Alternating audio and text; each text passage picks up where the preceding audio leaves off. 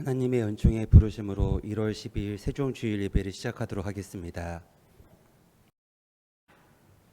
너를 창조하신 여호와께서 지금 말씀하시느니라. 너를 지으신 이가 말씀하시느니라. 너는 두려워하지 말라. 내가 너를 구속하였고 내가 너를 지명하여 불렀나니 너는 내 것이라. 이사야 43장 1절 말씀입니다. 사랑의 하나님, 이 아침 바쁜 삶 속에서도 에지온 교회에 나와 예배에 나왔습니다. 예배를 통해 주님께 한 걸음 더 나아가게 하옵시고 우리의 몸과 마음 그리고 영혼을 수생시켜 주옵소서. 예수 그리스도의 이름으로 기원합니다. 아멘. 경배 찬송 26장 다 함께 부르시겠습니다.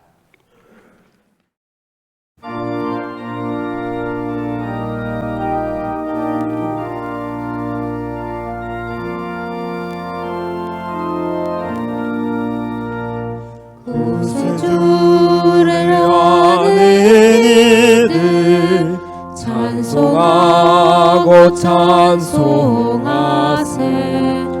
마음과 뜻과 임다하여 경배드리세.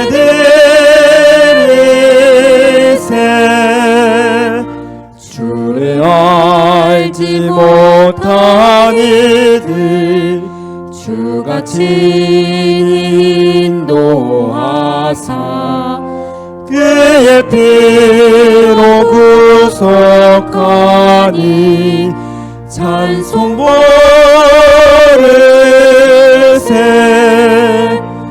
약한 사람 도움마다 시험 중에 참게 되니 그의 피를 이기는 믿음뿐이라.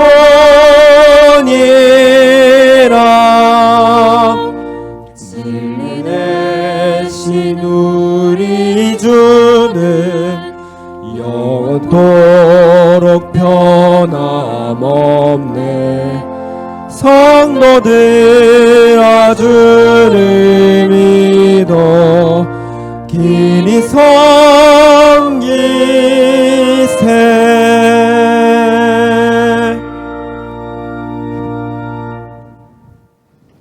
장혜원 교수님께서 성시교독 순서를 맡아주시겠습니다. 교독문 1번으로 성시교독 하시겠습니다.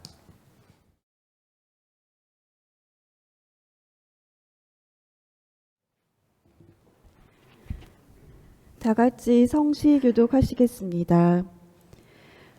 복 있는 사람은 악인들의 꾀를 따르지 아니하며 죄인들의 길에 서지 아니하며 오만한 자들의 자리에 앉지 아니하고 오직 여호와의 율법을 즐거워하며 그의 율법을 주야로 묵상하려노도다.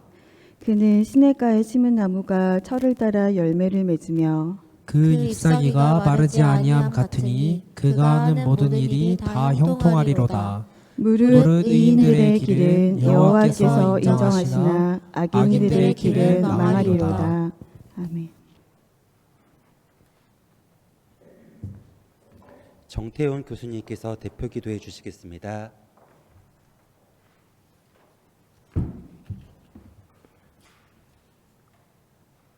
모략과 지혜로 우주 만물을 창조하시고 창조된 모든 것들을 세세히 주관하고 계시는 하나님, 세계 역사에 보잘것없던 대한민국을 선진 10대 강국으로 세워주시고 세계 우뜸 가는 국가를 향해 계속 다듬어 가 주시는 하나님, 그리고 대한민국에서 시작된 작은 우리 세종대학을 오늘날 세계적인 대학을 향해 발전시키시고 계시는 아버지 하나님, 그 세종대학의 캠퍼스 한가운데 에지온 예배당을 세우게 하시고 성도들로 하여금 하늘 보좌를 향한 기도와 그 응답이 끊이지 않게 하심을 감사 찬양 올리옵나이다. 이러한 은혜 가운데 저희들은 하나님이 원하시는 거룩하고 구별된 삶을 살지 못하고 입술과 마음이 지었던 죄를 이 시간 고백합니다. 이 예배를 통한 참회를 감압하시고 고백된 죄를 용서해 주시사 눈같이 희게 하심을 믿고 담대히 기도 올리옵나이다. 작금의 대한민국에서 벌어지고 있는 혼돈은 저희들의 상상을 뛰어넘는 하나님의 지혜와 모략으로 해결되어 가고 있는 것으로 믿습니다. 우리 대한민국 성도들의 간절한 기도를 들어주시어 속히 안정이 이루어지고 하나님의 정의가 물같이 공의가 마르지 않는 강같이 흐르는 우리나라가 되게 하여 주시옵소서.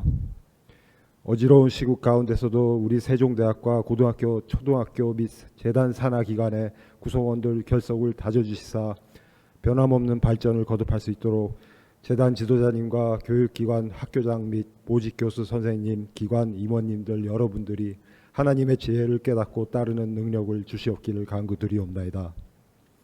이를 위해 오늘 설교하시는 이태하 교목실장님이 말씀에 숨겨진 하나님의 지혜와 모략을 풀어내는 능력을 더하시고 더불어 엄동설안에 이른 아침부터 예배를 쉼없이 지켜온 성가대 찬양을 기쁘게 흠양하시옵기를 바라옵나이다.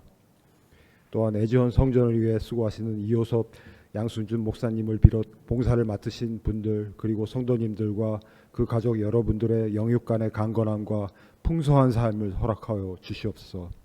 이를 위해 아버지 하나님이 바라시는 성도 간의 교제와 중보기도가 끊이지 않도록 은혜 내려 주시옵소서. 마지막으로 이 시간 미처 아뢰지 못한 기도도 수시로 생각나게 하사 기도드려 이루게 해주실 줄 믿사오며 하나님 아버지께서 부여해 주신 영광된 이름 주 예수님의 이름으로 간구드리옵나이다. 아멘.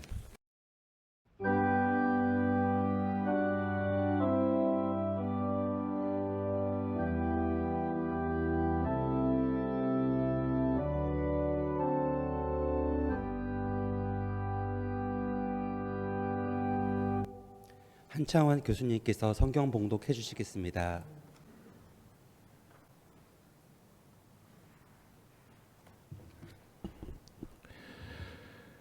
오늘 우리에게 주시는 하나님의 말씀은 마태복음 11장 16절에서 19절까지의 말씀입니다. 봉독해 드리겠습니다. 이 세대를 무엇으로 비유할까? 비유하건대 아이들이 장터에 앉아 제 동물을 불러 이르되 우리가 너희를 향하여 피리를 불어도 너희가 춤추지 않고 우리가 슬피 울어도 너희가 가슴을 치지 아니하였다 함과 같도다. 요한이 와서 먹지도 않고 마시지도 아니하매 그들이 말하기를 귀신이 들렸다 하더니 인자는 와서 먹고 마심에 말하기를 보라 먹기를 탐하고 포도주를 즐기는 사람이요 세리와 죄인의 친구로다 하니 지혜는 그 행한 일로 인하여 옳다 함을 얻느니라. 이는 하나님의 말씀입니다.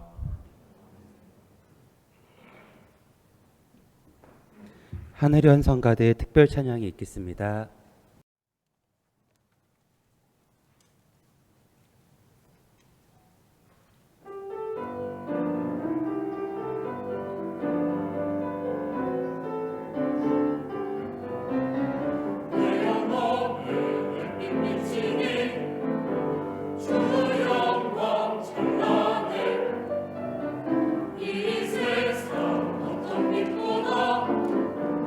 이 빛과 빛나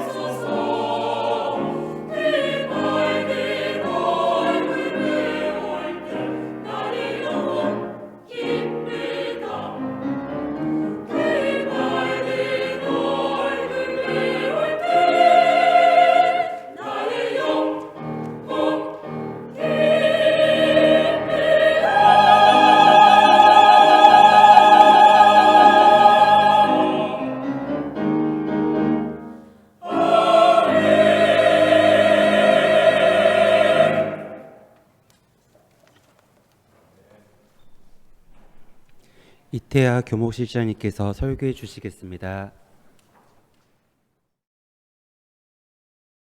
오늘날 사람들이 어떤 생각을 갖고 사는지 우리가 짐작할 수 있는 하나의 단초를 제공하는 것이 요즘 TV에서 하는 드라마인 것 같습니다. 종종 드라마를 보는데 그 드라마를 보면 오늘날 젊은 사람들 또 나이 드신 분들이 어떤 생각을 갖고 사는지를 엿볼 수가 있습니다. 요즘 사람들은 자신의 행복을 추구하는 일종의 행복 추구권을 자유나 평등처럼 기본적인 인권으로 생각합니다. 그래서 자기의 욕망과 탐욕을 마음껏 구가하죠. 그러면서 그것을 예를 들면 제어하는 것을 자유의 침해로까지 이해하고 있습니다. 그러다 보니까 영적인 가치들, 겸손이라든가 절제라든가 인내를 가르치는 이러한 기독교 복음에 귀를 기울일 이유가 없습니다.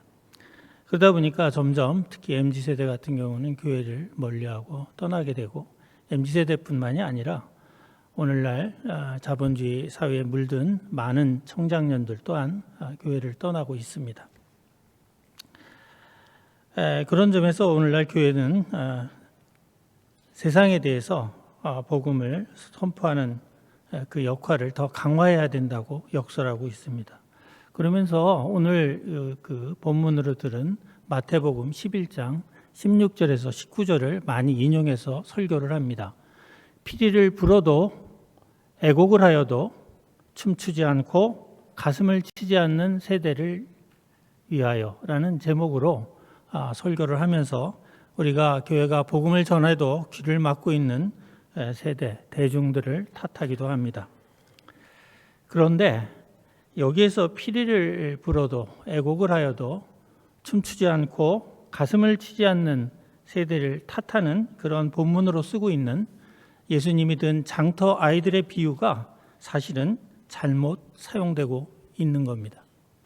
사실 예수님은 이런 의도로 이 말씀을 사용하지 않으셨습니다.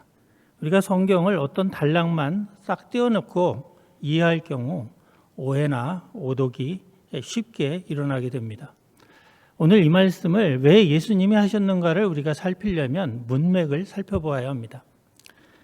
예수님이 그 11장 초에 옥에 갇힌 세례 요한이 자신의 제자들을 불러서 예수께 보냅니다. 예수께 보내면서 오실 리가 당신입니까?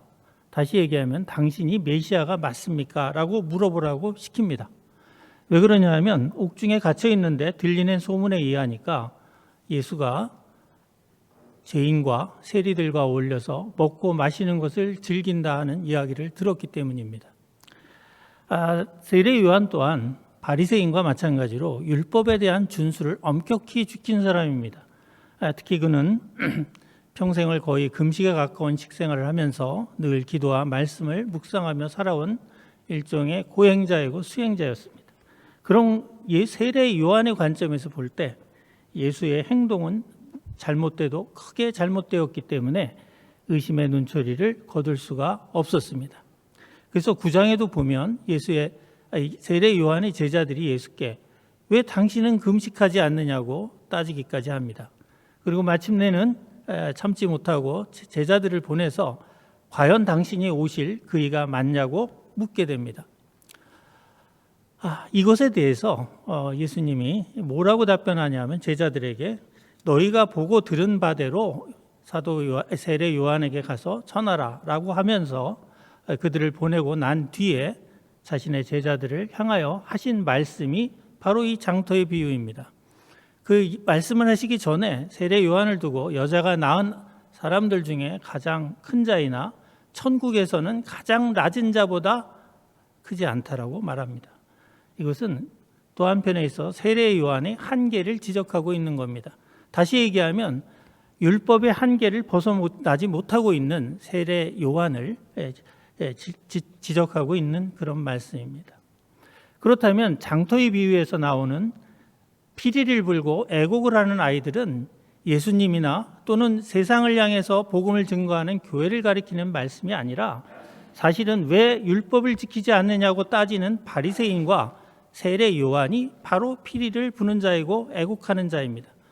거기에 대해서 예수님은 반응하지 않고 있기 때문에 같이 동무들이 놀자고 하는데도 그 피리를 불어도 반응하지 않는 동네 아이들이고, 또 애곡을 하여도 가슴을 치며 슬퍼하지 않는 아이들이 바로 예수님인 것입니다.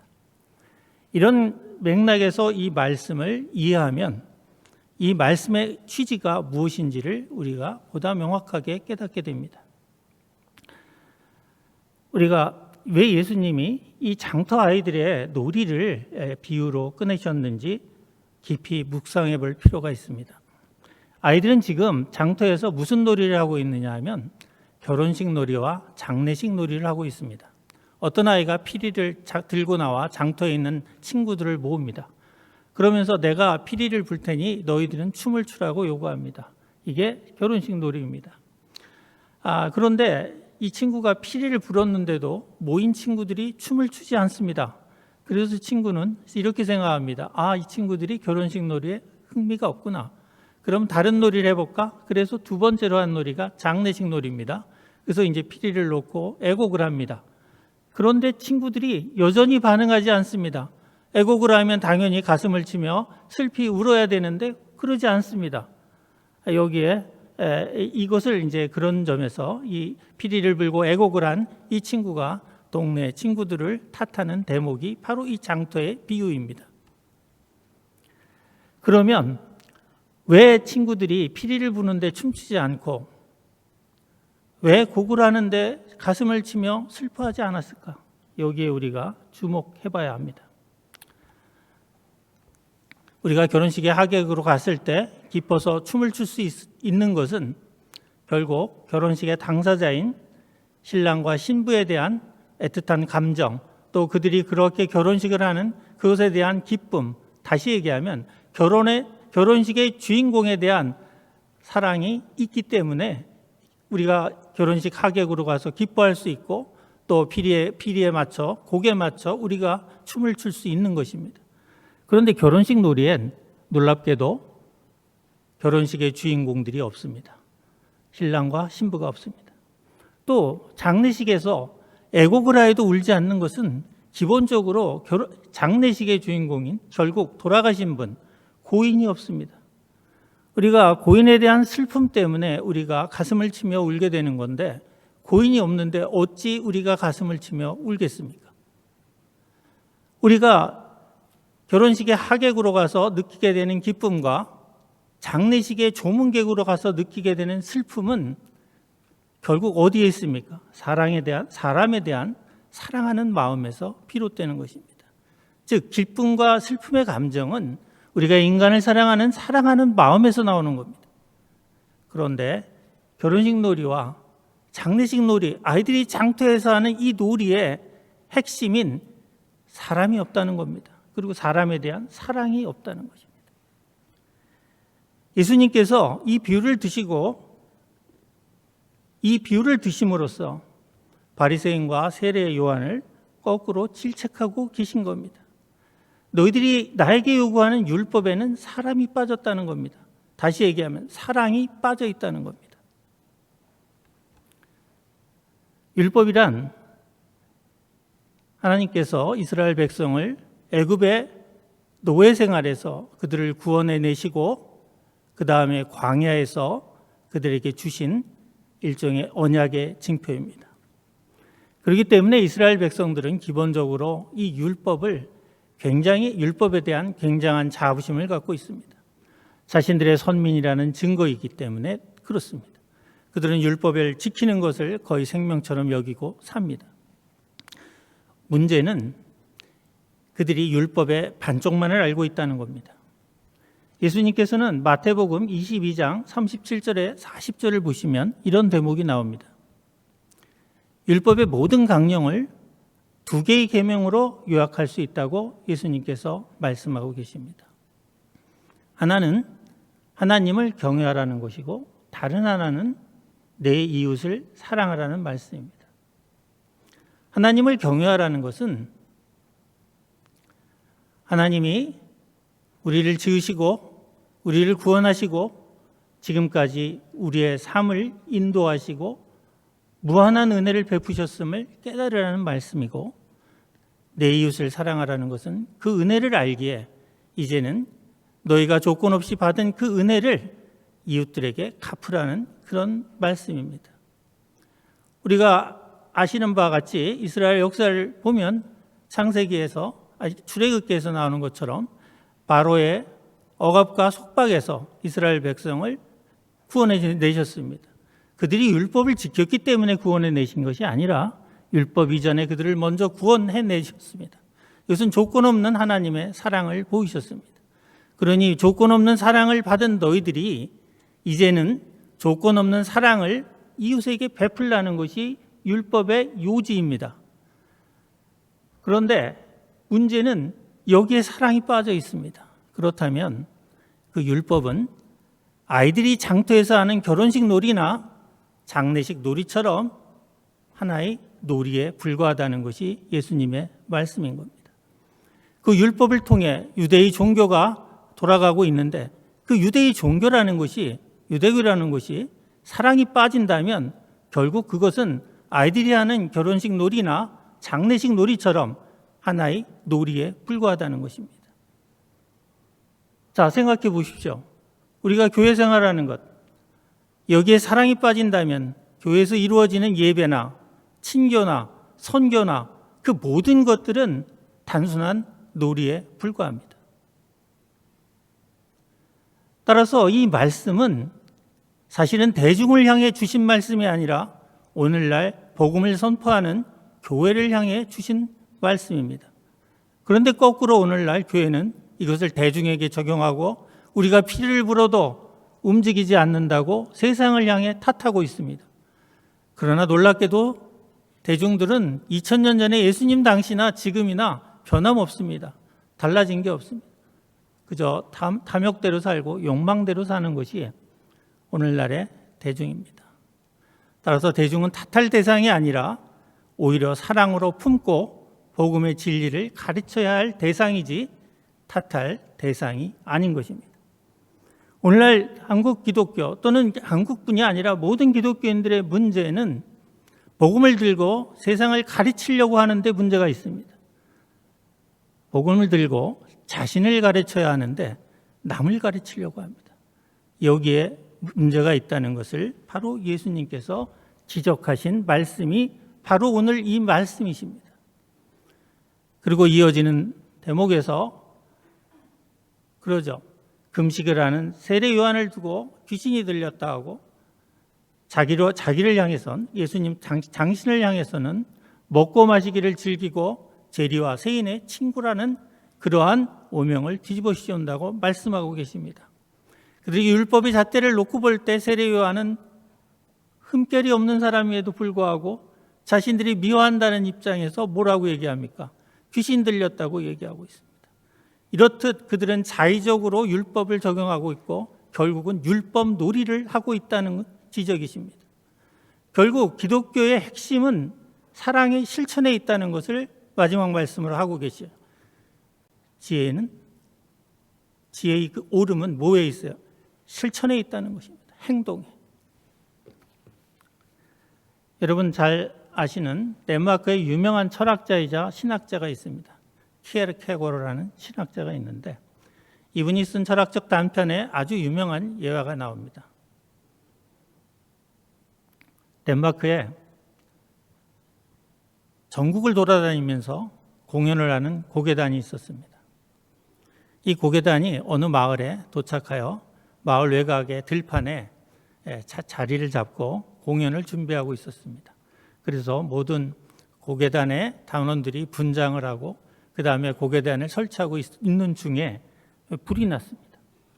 들판이다 보니까 물도 없고 사람도 부족하여 급히 마을에 가서 불을 끌 수 있도록 사람들을 요청해 와야 됐습니다.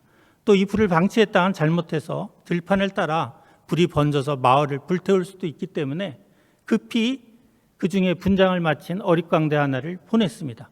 빨리 가서 도움을 청하라고. 그래서 이 어릿광대 분장을 한 단원은 한숨에 마을로 달려가서 불이 났으니 제발 도와달라고 마을 사람들에게 외쳤습니다. 그런데 마을 사람들이 반응이 이상했습니다. 낄낄대고 웃으면서 괜히 손님을 끌려는 수작 아니냐며 그러면서 웃기 시작했습니다. 그래서 이 어릿광대는 아니다, 절대 그런 일이 아니다 하면서 눈물을 흘리며 호소했습니다. 그러지 않으면 큰일 난다. 빨리 와서 불을 꺼라. 그러지 않으면 불이 번져서 마을을 불태울 수도 있다고 경고했음에도 불구하고 그들이 이제는 더 크게 웃기 시작합니다. 그러면서 손뼉을 치고 웃기 시작했습니다. 이렇게 하는 동안에 불은 마을까지 번지게 됐습니다. 그래서 불이 결국은 마침내 모든 마을의 집들을 불태우고 말았습니다. 이 예화가 오늘날 우리에게 무엇을 시사하는지 우리가 곰곰이 생각해 볼 필요가 있습니다. 오늘날 교회의 성직자들은 광대가 되어버렸고 교인들은 그 광대의 공연을 보는 관중이 되고 말았습니다. 그리고 이 교회를 바라보는 따라서 대중들의 시선은 냉소적이고 또 한편에서는 무감심합니다. 그러니 기독교가 어찌 세상을 구원하고 변화시킬 수 있겠습니까? 기독교의 힘은 교리에 있지 않고 사랑의 실천에 있습니다. 그러나 사랑의 실천은 뒷전으로 하고 교리 논쟁에만 일삼고 이단이다 아니다 하고 이단 논쟁을 벌이는 교회에는 이미 희망이 사라졌습니다. 오늘날 한국교회가 또 한국교회뿐만이 아니라 모든 세계교회가 예수님이 전한 복음을 제대로 증거하며 이 세상을 바꾸고 세상을 구원하기 위해서는 확실하게 변해야 됩니다. 그럼 어떻게 해야 변할 수 있는가?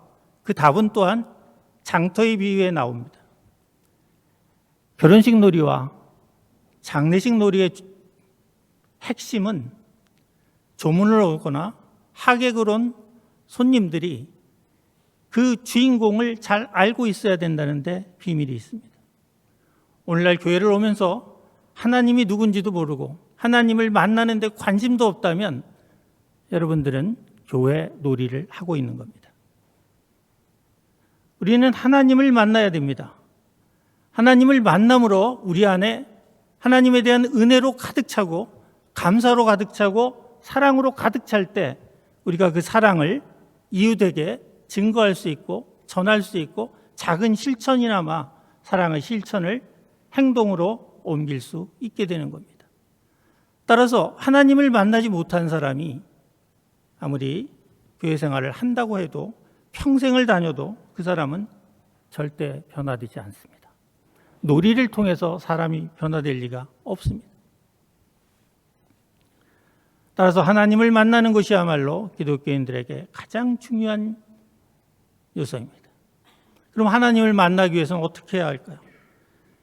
우리가 늘 말씀을 묵상하고 말씀을 놓고 늘 기도해야 합니다. 하나님이 우리를 찾아오시기 전까지 우리는 하나님을 만날 가능성이 없습니다. 하나님이 우리를 찾아오시는 것, 그것을 우리가 간구해야 합니다. 우리가 복음서에서 그러죠. 우리 구하라. 그럼 주실 것이다. 누가복음에서는 그 주신다는 것이 바로 성령입니다.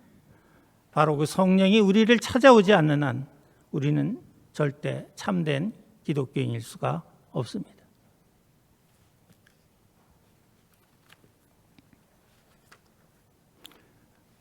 기도하시겠습니다. 하나님 아버지 감사합니다. 모든 것이 부족한 저를 단위에 세우시고 주님의 말씀을 증거하게 하셨습니다. 우리가 날마다 말씀을 묵상하고 쉬지 않고 기도하고 그런 와중에 주님께서 성령으로 저희들을 인도하여 주시옵소서. 주님 성령을 통해 저희와 만나 주시고 저희와 대화해 주시고 저희와 소통하시며 저희들을 주님의 길로 인도하여 주시옵소서. 그리하여 저희들이 이 땅에서 이미 하늘나라를 하나님의 나라를 경험하며 죽어서 하나님의 품에 안길 수 있도록 주님 저희들을 축복하시고 인도해 주시옵소서. 오늘 주신 말씀 마음에 깊이 담고 이 말씀을 묵상하며 이번 주간도 은혜 가운데 지낼 수 있도록 주님 우리들을 축복하여 주시옵소서. 이 모든 말씀 예수님의 이름으로 기도합니다. 아멘. 은혜의 말씀 감사합니다. 이 시간은 헌금 봉헌 및 헌금 기도 순서입니다. 전승원, 김다혜 성가대원의 특송 후 윤진희 교수님께서 드려진 예물 봉헌과 기도를 해주시겠습니다.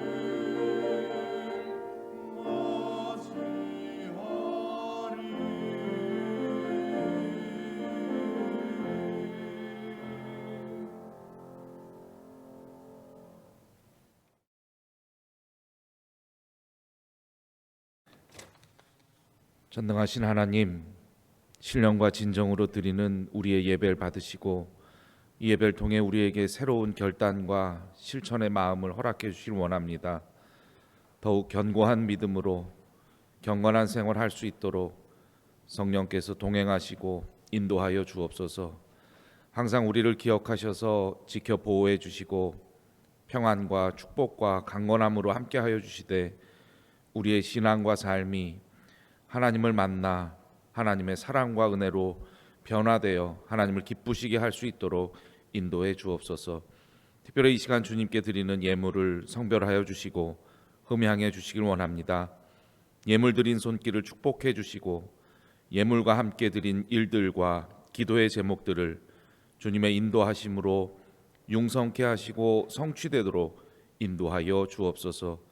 항상 주님 이름에 영광 돌릴 수 있는 우리의 생활이 되도록 은총을 허락해 주시길 원하오며 모든 말씀 예수님의 이름으로 기도드립니다. 아멘. 양순준 목사님께서 환영 및 광고해 주시겠습니다. 최강 한파를 경험하고 있으십니다. 건강과 안전에 각별히 유의하시기를 기도합니다. 오늘도 애지연교회 예배에 함께 해주셔서 깊이 감사를 드립니다. 하나님의 은혜와 또 사랑을 실천하시는 한 주간 되시기를 소망합니다.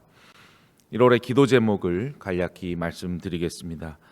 대양학원 산하의 모든 교육기관과 사업체가 새로운 소망과 포부로 새해를 시작했는데 그것이 성취될 수 있도록 기도해 주시기 바랍니다.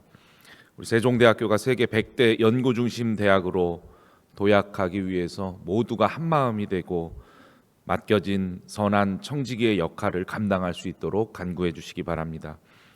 러시아 우크라이나 전쟁이 확전되지 않고 속히 종전되어서 평화가 도래하도록 기도해 주시기 바랍니다. 대한민국의 정치가 너무 요동하고 있고 매우 어려운 상황입니다. 제발 화합하고 상생하는 정치를 이루도록 기도해 주시기 바랍니다.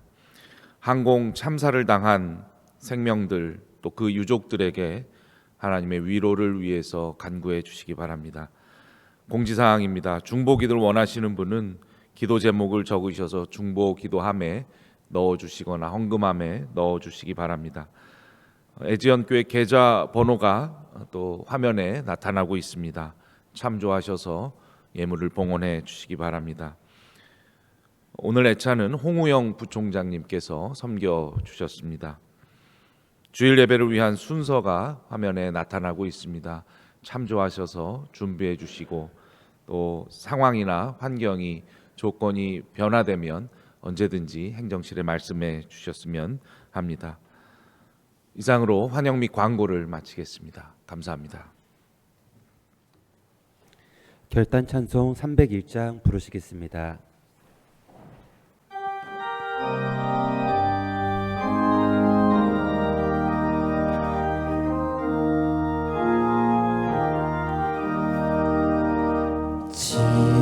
지금까지 지내온 것 주의 크신 은혜라 한이 없는 주의 사랑 어찌 이루 말하랴 사납게나 주의 손이 주시고 모든 일을 주 안에서 형통하게 하시네.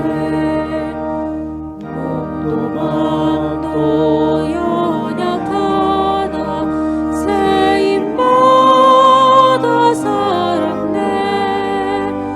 물 붓듯이 부으시는 족하다. 사랑 없는 거리에 나 험한 산길을 헤맬 때 주의 손을 굳게 잡고 찬송하며 가리라. 주 지배의 날이 날로 날로 다가와 무거운 짐 주께 맡겨 벗을 날도 머졌네 나를 위해 예비하신 고향 집에 돌아가 아버지의 품 안에서 영원토록 살리라.